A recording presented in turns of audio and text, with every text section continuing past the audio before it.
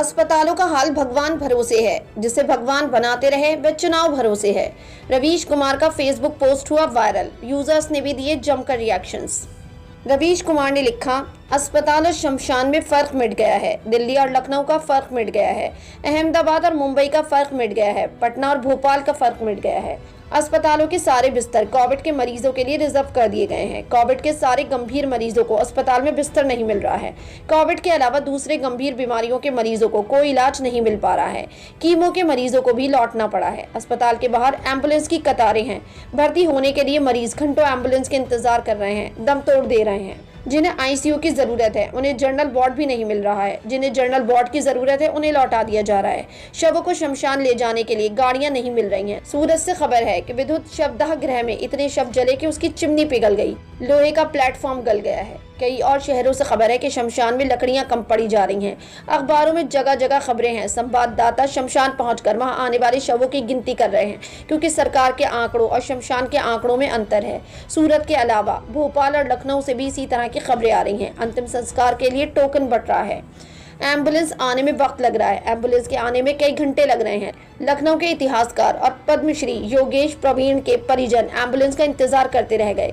कानून मंत्री ब्रजेश पाठक ने चिकित्सक अधिकारी को फोन किया, तब भी एम्बुलेंस का इंतजाम नहीं हो सका। ब्रजेश पाठक ने पत्र लिखा है कि हम लोगों का इलाज नहीं करा पा रहे हैं। यही हाल सैंपल लेने का है। कोविड के मरीजों को फोन करने के 2-2 दिन तक सैंपल लेने कोई नहीं आ रहा है। सैंपल लेने के बाद रिपोर्ट आने में देरी हो रही है। सरकार के पास 1 साल का वक्त था अपनी कमजोरियों को दूर करने का। उसे पता था कि कोविड की लहर फिर लौटेगी, लेकिन उसे प्रोपेगेंडा में मजा आता है। दुनिया में नाम कमाने की बीमारी हो गई है। दुनिया हंस रही है। 4 महीने के भीतर हम डॉक्टरों और हेल्थ वर्करों को भूल गए। उन्हें ना तो समय से सैलरी मिली और ना ही प्रोत्साहन राशि। जिन्हें कोविड योद्धा कहा गया, वो बेचारा सिस्टम का मारा फिरने लगा। ना तो कहीं डॉक्टरों की बहाली हुई और ना ही नर्सों की, जो दिखाने के लिए पिछले साल कोविड सेंटर बने थे, सब देखते देखते गायब हो गए। आपको याद होगा, साधारण बिस्तरों को लगातार अस्पताल बताया जाता था। आप मान लेते थे कि अस्पताल बन गया। उन बिस्तरों में ना ऑक्सीजन की पाइपलाइन है, ना किसी और चीज की, मगर फोटो खिंच गई। नेताजी ने राउंड मार लिया और जनता को बता दिया गया कि अस्पताल बन गया। क्या आप जानते हैं, पिछले साल जुलाई में दिल्ली में सरदार पटेल कोविड सेंटर बना था, 10,000 बिस्तरों वाला। एक तो वह अस्पताल नहीं था, क्वारंटाइन सेंटर जैसी जगह को अस्पताल की तरह पेश किया गया।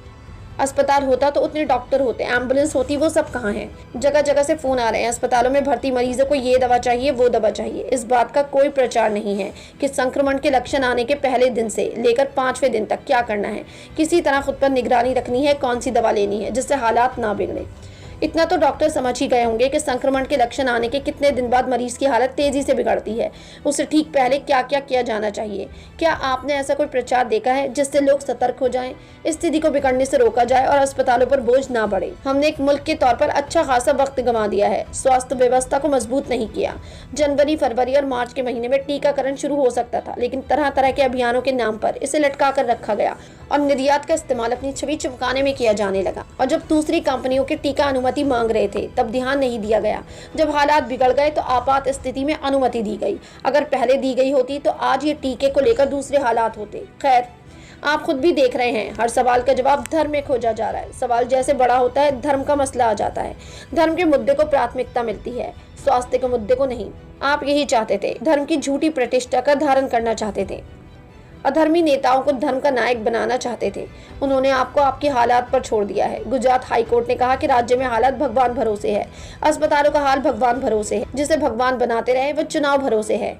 उसका एक ही पैमाना है, चुनाव जीतो। आम जनता लाचार है, उसकी संवेदना शून्य हो गई है। उसे समझ नहीं आ रहा कि उसके साथ क्या हो रहा है।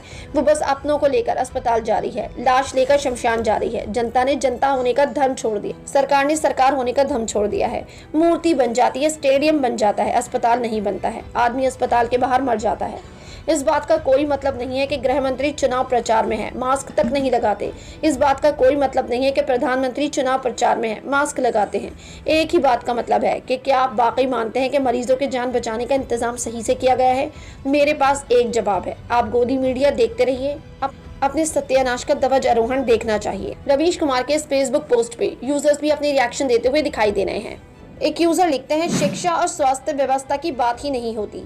अमीर के इलाज की व्यवस्था तो हो जाती है, गरीब मारा जाता है। तो विशाखा नीलखंड नाम के यूजर लिखते हैं, बिल्कुल सही कहा, मूर्ति बन जाती है, स्टेडियम बन जाता है, पर हॉस्पिटल नहीं बनता। तो शशि अग्रवाल नाम के यूजर लिखते हैं, इतना सब होने के बाद भी लोगों को कुंभ में नहाना है, लगता है कोई मेंटल डिजीज है हम लोगों को, जो कुछ समझ नहीं आता है।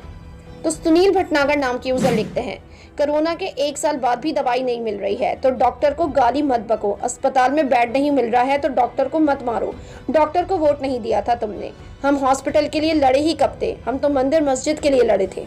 तो सुरेश कुमार यादव नाम के यूजर लिखते हैं, जब हॉस्पिटल की जगह मंदिर और स्टेच्यू बनेगा तो यही होगा, क्योंकि जनता भी यही चाहती है, लेकिन इलाज के लिए मंदिर और स्टेच्यू के पास नहीं जाती। तो अनिल मलिक नाम के यूजर लिखते हैं, मंदिर बन रहा है, 370 हटा दी, 3 तलाक कानून बन गया, यही तो लोगों को चाहिए था, किसे अस्पताल चाहिए था, कौन वोट देता है अस्पताल और स्वास्थ्य के नाम पर, देश के लोगों को जो चाहिए था अपनी लोकप्रिय सरकार से मिल गया। तो तनवीर अहमद शेख नाम के यूजर लिखते हैं, कोरोना काल में भी देश के बड़े बड़े उद्योगपतियों की संपत्ति लगातार बढ़ रही है, आपको ये नहीं दिखता, आपको तो बस गरीब और बेरोजगार दिखते हैं, ये सब भारत माता पे बोझ हैं, साले कल मरते हैं तो आज मर जाएं। आप मोदी विरोध बंद कीजिए, इससे कुछ नहीं होने वाला, यकीन ना हो तो कमेंट पढ़ लीजिए।